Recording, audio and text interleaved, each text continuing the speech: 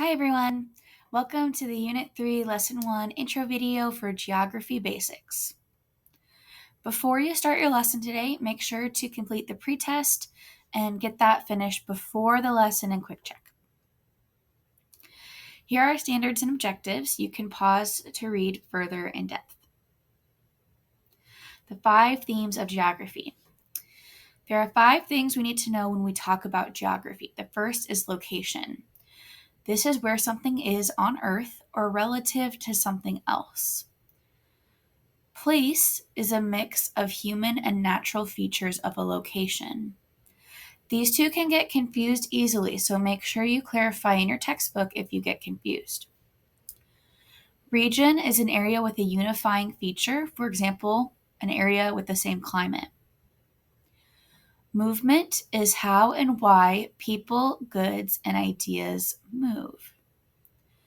Human-environment interaction is how people impact their surroundings. Let's look at location. One of the ways we can describe location is by using directions. Geographers use both cardinal and intermediate directions. Cardinal directions are the basic north, south, east, and west. Intermediates are between those two, so northwest, southwest, northeast, and southeast. Notice that north and south always come first before east and west.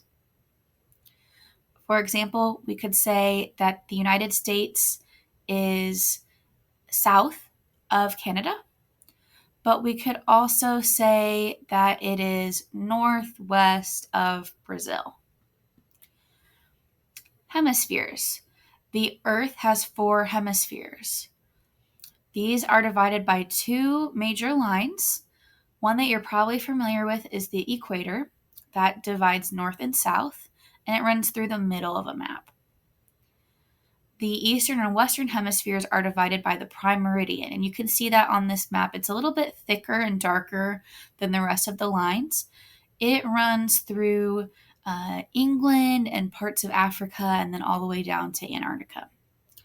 So the United States would be in the northwest hemisphere, whereas Australia would be in the southwest hemisphere.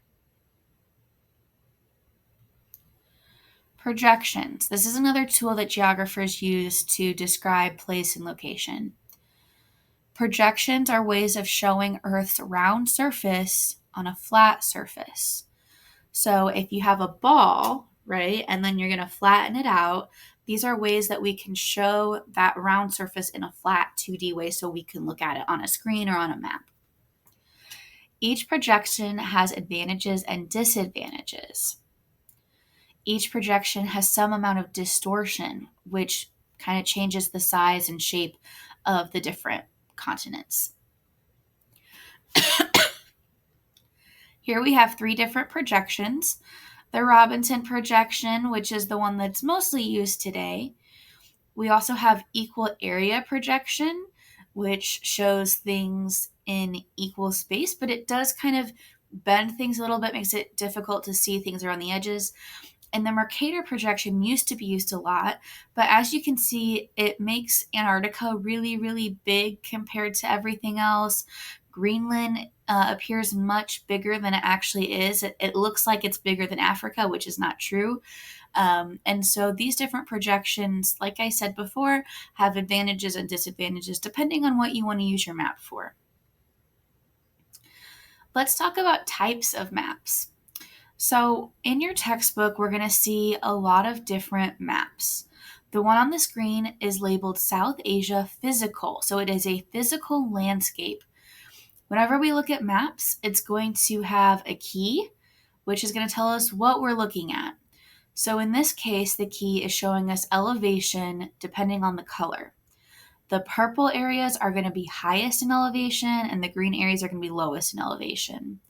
So in this way, it's a physical map. It's showing a physical characteristic.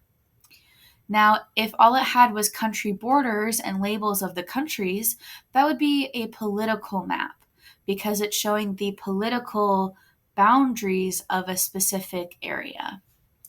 Other maps might show ecosystem zones, so like rainforest versus desert. It could show capitals and countries, which would also be like a political map. Elevation, like this map is showing, natural resources, where it might have little symbols for different resources like gold or oil. And sometimes maps can also show roadways, highways, rivers, and things like that. If you have any questions about any of this, please refer back to your textbook as you go through the lesson or send a message to your teacher.